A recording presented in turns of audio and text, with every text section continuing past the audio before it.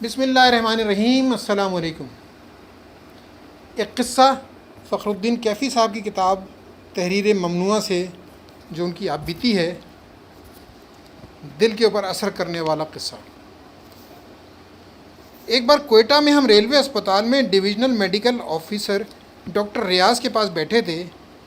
Doctor صاحب بڑے نرم خو اور سادہ طبیعت کے مالک تھے، اسی لیے دوسرے ڈاکٹروں کی نسبت ان کے کمرے میں مریضوں کی تعداد زیادہ ہوتی تھی۔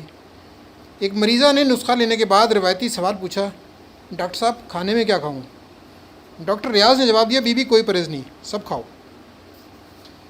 یہ سن کر مریضہ کے چہرے پر رونق سی آ گئی، مگر پھر بھی بولی، ڈاکٹر صاحب کل آپ نہیں تھے تو دوسرے ڈاکٹر صاحب نے بڑے گوشت اور چاول کا پرہیز بتایا تھا۔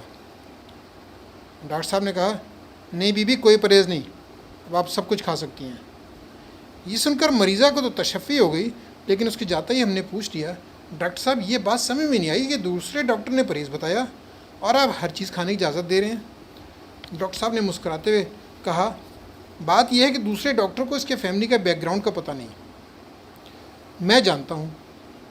اس کا شوہر انجن پر فائر مین ہے، بس سمجھ لو مزدور ہے۔ اس کے 4 بچے ہیں، ایک بوڑھی ماں ہے، جانے کیسے گزارا کرتے ہیں، مہینوں میں کہیں پاؤ بھر گوشت پکتا ہوگا، اس کے حصے میں کتنی بوٹیاں آتی ہوں گی۔